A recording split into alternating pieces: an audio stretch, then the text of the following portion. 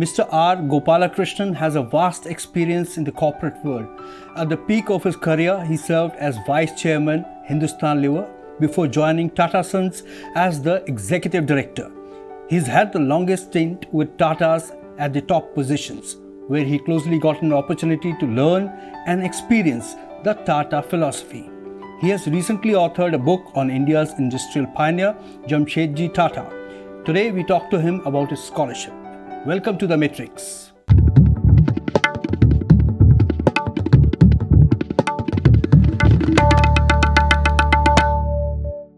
Mr. R Gopalkrishnan is an alumnus of St. Xavier's College, Kolkata, IIT Kharagpur and Harvard Business School.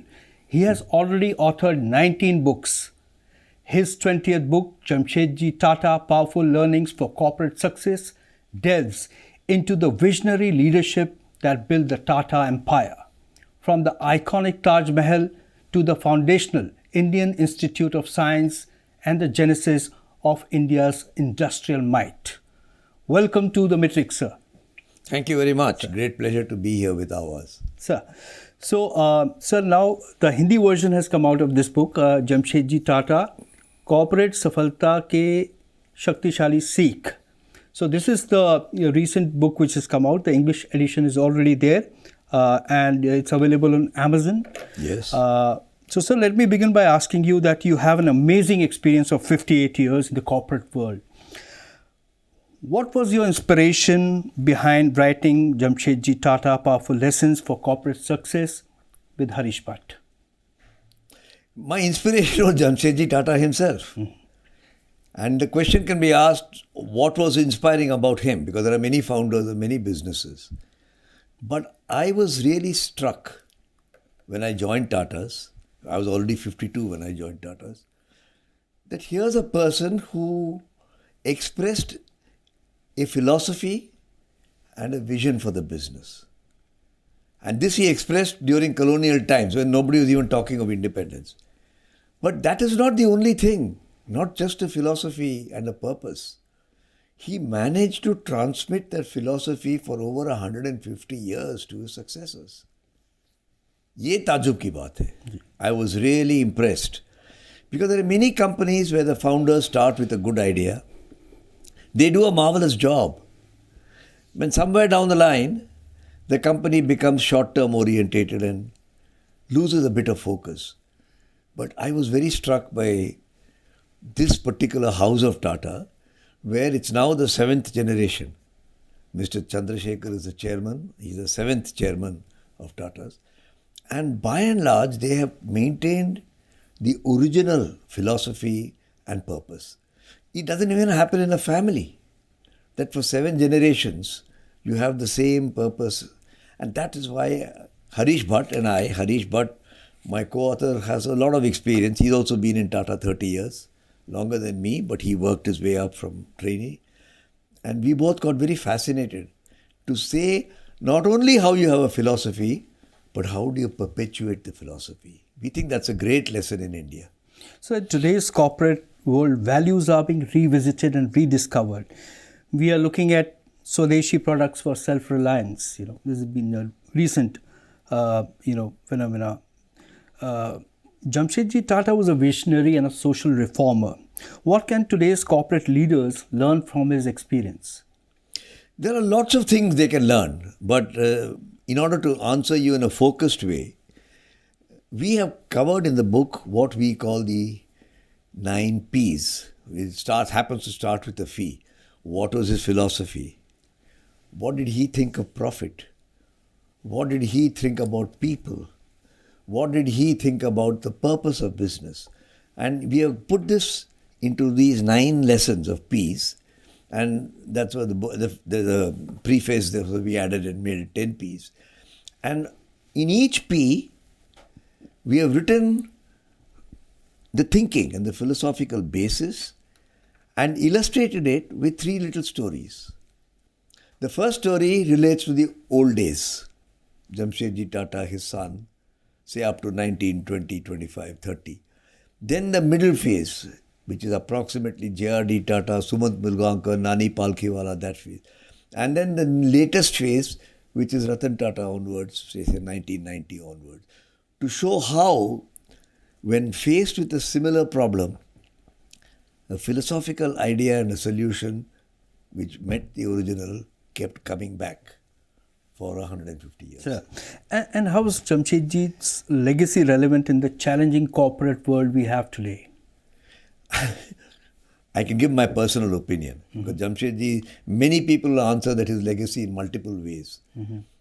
To me, the great legacy that he left, it is possible to be in business, make profit, and yet be proud of national service.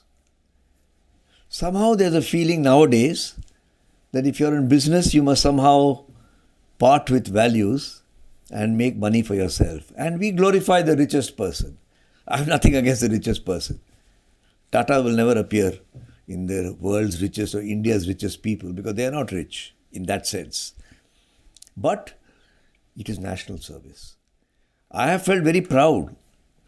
Both the companies I've worked in, Hindustan Lever and here, trained me to think that I am in national service probably as much as a district collector or an armed forces officer, because I have helped in my own small way for people to create jobs, create new horizons, new lives. How many people get that chance in the corporate sector? So I am very proud of the legacy of national service that he left. National service means you earn profits for the community, not for yourself. Absolutely, and that's nation building, sir. Jamsetji also believed that what comes from society must return to society. Do you think that this philosophy can still sustain itself in today's global framework, as you were earlier, talking about this? Yes, Jamsetji really, he didn't use these words. He used the words that you have mentioned. But what he really brought out was doing well yourself by doing good to other people. अपनी भलाई करो जब दूसरों की भलाई करने के बाद. And that is a philosophy that can still be practiced. In fact, I would go to the extent of saying there are many Indian business houses, small, medium and big. It's not only that Tatas have done it, who have said that Providence has given me more money and I will now help my community. It may be by building a temple, a mosque, a church. It may be by putting piaus. In Rajasthan, you'll find a lot of evidence of that. It may be by building houses for the employees. So, philanthropy is not a trademark of Tatas only. But it is the biggest association people have in their mind with Tatas because they've done it consistently for 150 Sure. years. And that gets me to my next question that do you think that, because the Tata Group has made significant investments in education, healthcare and science, it is legendary work, in nation building. But do you think that the corporate world today is able to voluntarily do enough in this direction? Well, I don't know whether it is doing enough, because the definition of enough, no matter how much you do, look, the government has a rule under the Companies Act where companies have to spend 2% on CSR, corporate social responsibility. Out of that, I think about 15 to 20,000 crores per year of profit go into CSR. And many companies are doing a damn good job out of it. Is it voluntary? Well, if there wasn't that law, I'll give you an example of Tatas. When this 2% was going on, I can talk for myself. I used to feel upset. Why are we being forced to do it? Then for my interest, I asked my accounting colleagues, "Abhi kar kya rahe hain hum?" Right. It turned out to be 5%. Okay. So we could actually reduce. But of course, it depends on how you define corporate social responsibility. And I don't want to make out that we were more generous than we needed to be. Right. But there are many corporate houses which are doing a great job. Tata's being one of them, perhaps a leader in them. Right. And so Jamsetji's vision was built on balance between Indian tradition and the Western modernity. Can Indian companies today strike such a balance? I think it's a very, very astute question. Very, very good question. I've thought deeply about it. Not only with my experience in Tatas, but also with my experience in Hindustan Lever, which is, I say Hindustan Lever is the most Indian multinational, and Tatas is the most multinational Indian. Yes. So I have a bit of both. What India has done very, very well is on the layer of their own civilization and culture platform, they have taken Western ideas and they built a superstructure of efficiency, which is not good enough, but it's always improving. If you don't give up your cultural platform and you just blindly adopt everything that's Western, then I think you're missing something. There's a lot of value in keeping that, and I think certainly Jamsetji Tata has done it.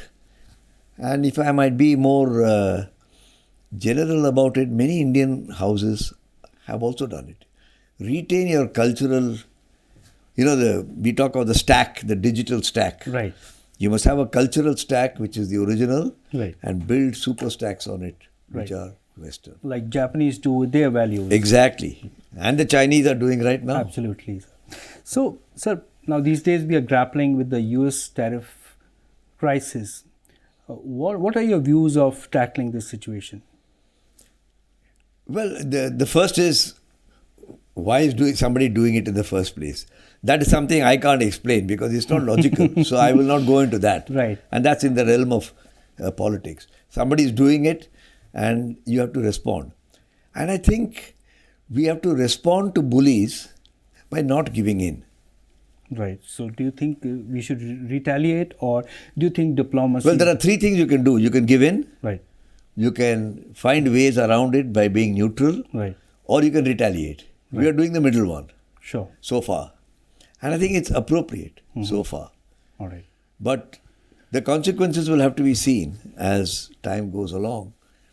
And government and industry are trying to work together on this. Right. After all, let's face it, this is not the first time it's happened. Look what happened to Jamsetji Tata, since you talked of Jamsetji Tata. Right. He found a British shipping line exploiting cotton exporters, and Tatas were big cotton exporters, cotton textile exporters. I'm talking of 1900 or 1880. So he set up a shipping line. Okay. Because he talked to them, he talked to the British Indian government and said, Zazati hai, this is not the right thing to do. Nobody would listen to him. So he said, invest. And of course, after a few years, everybody brought down the shipping rates and he also got out of shipping. Right. So you retaliate after you've tried to absorb the shock that comes. Right. Life, world trade, international politics, geopolitics, they all have hints of unfairness. That unfairness and fairness depend on the viewer's eye. Yes. But you must first try not to judge it and respond. Absolutely. Which I think is what we are doing. You've seen many ups and downs in your career, Exactly. sir. So now, patience and long-term vision were hallmarks of Jamsetji. Can such a mindset still be applied in today's fast-paced digital economy? I think it can. The nature of it may change. I'll give you an example. We got a story in the book of 1922 when there was a downturn in the global economy. And Tata Steel used to export its iron to Japan a lot at that time. And the Japanese stopped buying. So Tata Steel could not pay its workers in Jamshedpur. Oh. And a telegram came to Dorabji Tata, who was the son of Jamsetji Tata, who was the chairman by then. And I'm imagining now, there is no record of this, he sat with his wife and said, if you don't pay the workers, it would be unfair. Right. And his wife went to her locker and took out the Jubilee diamond Okay. and all her jewelry. She said, give this to the bank as collateral, get the cash and pay the workers. So he parted with all his wealth Yes. just to get the money to pay them. And he said, my employees come first. Later on, he of course got it back and then gave that money to the trust, which is the trust that is running the cancer hospital now. Yes. Yes, of course. Those were the values, sir. Yeah. And now, sir, you are one of the living legends. I do not hesitate to say this in the Indian corporate world, or rather in the corporate world. We've also had exposure in working in other countries. What advice would you give to the fast-growing startup culture in India? Firstly, I'm not a living legend. Neither am I a dead legend. I'm not a legend, I'm living. But that aside, I'm very interested in the startup movement. I've even written a book. One of my 19 books so far is Wisdom for Startups from Grown-ups. And my view is entrepreneurial activity is not a goal in itself. Getting a new idea and innovating is not a goal in itself. Just like producing a baby is not a goal in itself. Sure. Raising the baby to make a responsible, mature adult is a part of the whole thing. So you can't say, I produce babies, now somebody else look after it. Startups must also develop and understand that having a deep philosophy for the business. And I give you just one example. I was just talking the other day to somebody who's very deeply involved in startup. You can make a startup and think in your mind the passion that I must become a unicorn within 3 years or 5 years or 7 years. If you become a unicorn and I sell my shares as an entrepreneur, I'll get 10,000 crores and I can buy a house in XYZ place. That's one way to do it. And there are people who've done that and who are successful. But there are other people who are saying, how can I use my idea? And I came across a young team. Even they don't speak English very well. Not that that's a big qualification, but I'm just saying they are from what you might call tier 2 or tier 3 colleges. Right. Whom I have deep respect for. Right. Whereas we've grown up in an English-speaking culture and we value it. Yes. And these guys said, we can use our knowledge of engineering to solve a problem. What is the problem they are solving? That a spaceship that goes up has an X life because it spends half its value in going up, the other half in staying there, and then it falls down. Right. If you can fuel it upstairs, you can double its life. True. Petrol bharna hai wahan pe. Right. But each spaceship has its own purza. So they made a universal adapter. Okay. It goes up and 3-pin plug, 2-pin plug, dekh ke, laga ke, refuels. There. Okay. So it has doubled the life of a spaceship.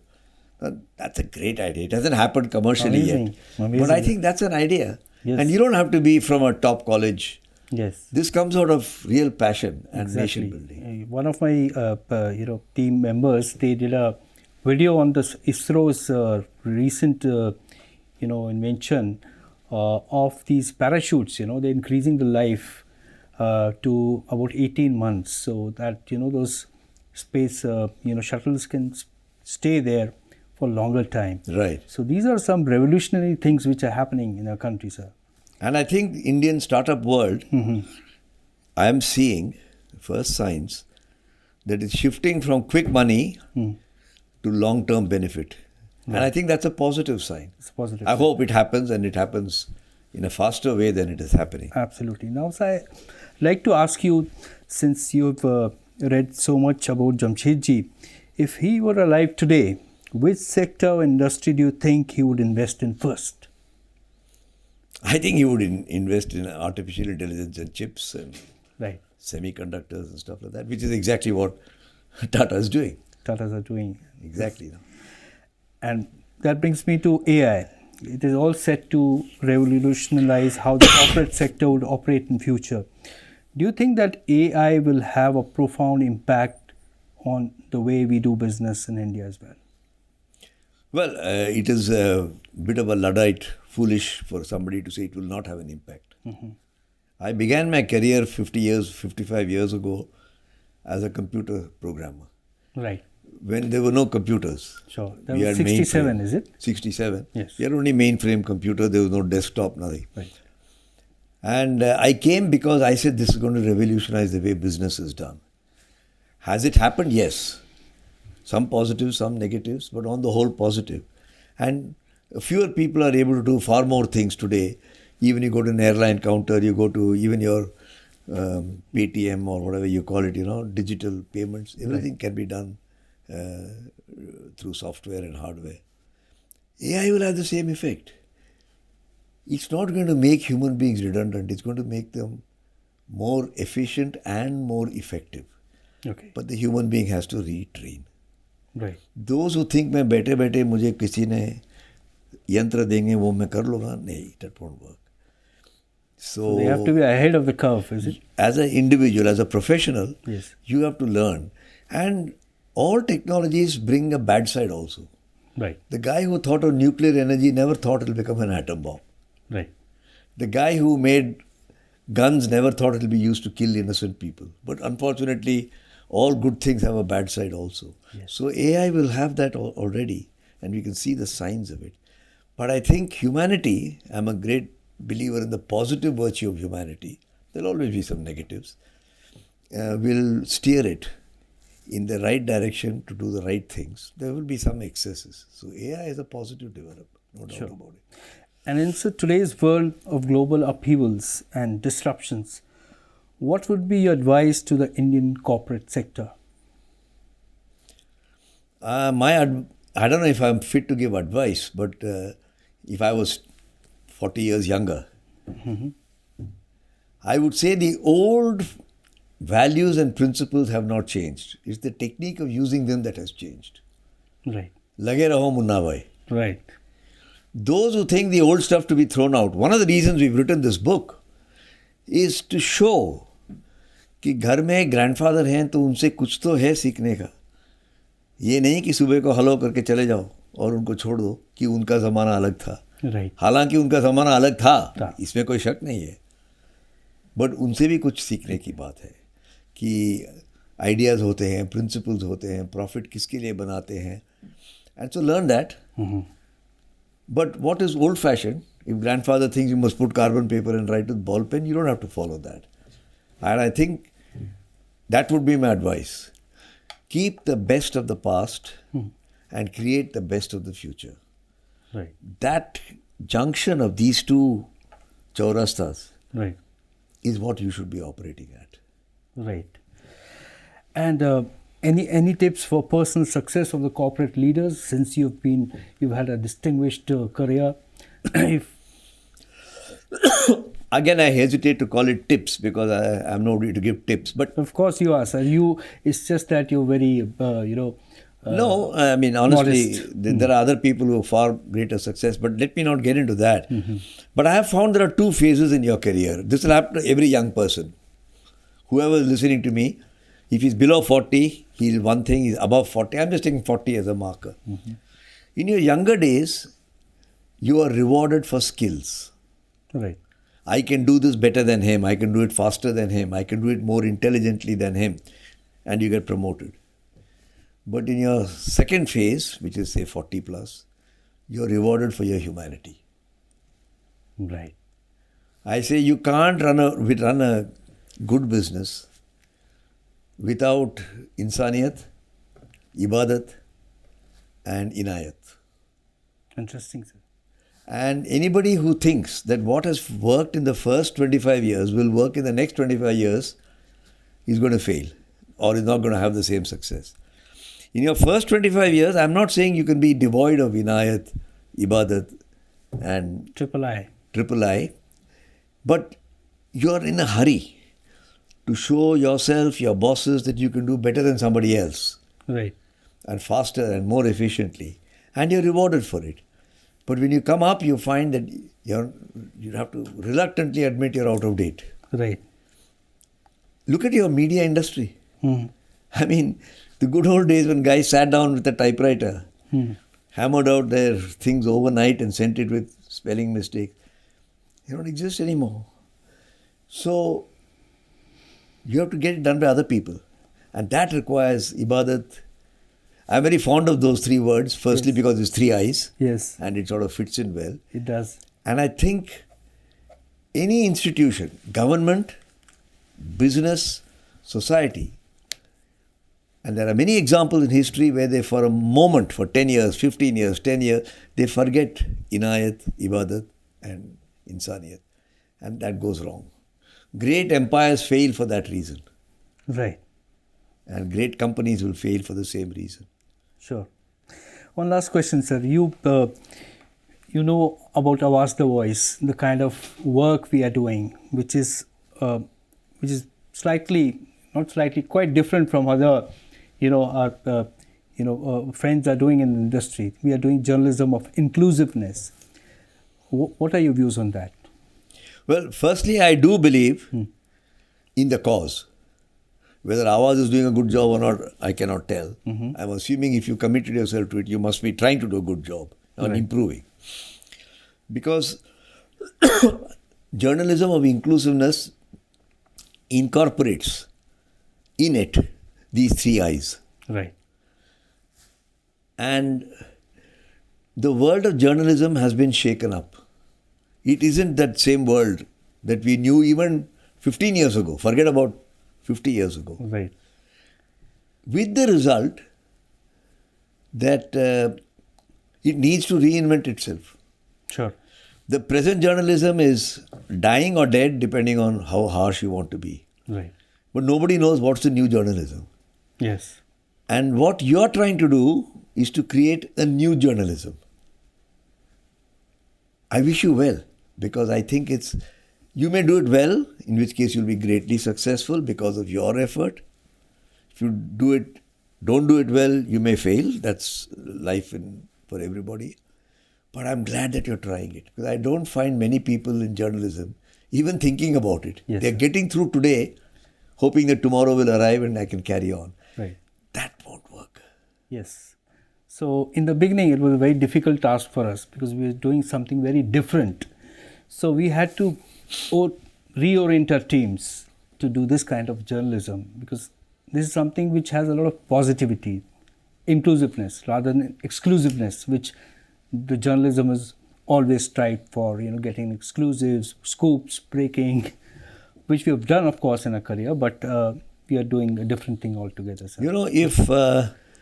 If I take a metaphor from business, the world economy and the world became what it is because business and trade, which were localized, could travel. Yes. With camels and then with horses and then with ships, through war and through various methods. So you globalized trade. Next came innovation. Right. And you globalized innovation by having multinational companies. And what you need now is the globalization of compassion. Compassion. And undoubtedly, sir. Within the field of journalism, Yes, sir. you're making that attempt. Yes, sir. I'm sure there are others, but I wish you well, because those who can't globalize compassion. Yes. See, Tatas have operations in many countries. Yes. And we can't just rely on saying we are doing it in India. India. Because the guy out in America or the employee, we got many people outside India. Of course. Just for your information, maybe about 200,000 people are outside India. Of course. Our total employment, I shouldn't say we because I have retired, Yes. but I would say Tatas probably have close to 1 million employees now. Oh, that's a huge number. It's sir. huge. Of whom 250,000 are outside India, foreigners. Mm-hmm. And they want to know, okay, you're a poor country, you do funny things in India. ये हमारे लिए क्या कर रहे हो? So we do CSR there also. I see. Okay. It is a different kind of CSR. You're not feeding people or creating houses for them. Yes. But it's appropriate to their, like inclusiveness in America. Right. Education for black children. Each company does its own thing. And there is. So I think it's a very important, I call this globalization of compassion. Yes. छोटी छोटी हरकतें Yes. छोटे छोटे लोग करेंगे तो ये बूंदें लेके समुंदर बन जाती है. क्या बात है sir. Absolutely, it was a pleasure speaking to you. And sir, हम अपने हिंदी के दर्शकों को ख़ास तौर से बताएं कि ये किताब ज़रूर पढ़ें. जमशेदजी टाटा, कॉर्पोरेट सफलता के लिए शक्तिशाली सीख, जो कि आर गोपालकृष्ण साहब ने हरीश भट्ट जी के साथ लिखी है, और ये आपको अमेज़न पे भी अभी अवेलेबल है. So do you read this book. It already has an English version which is out, which is out, And Gujarati version. and Gujarati version, and I've learned that it is coming out in other languages. Punjabi and Tamil, yes. Wonderful. So, sir, thank you for being with us. It was truly a pleasure having you with us. Thank you, sir. Thank you, and for me too, a great pleasure. Thank you. Thank you.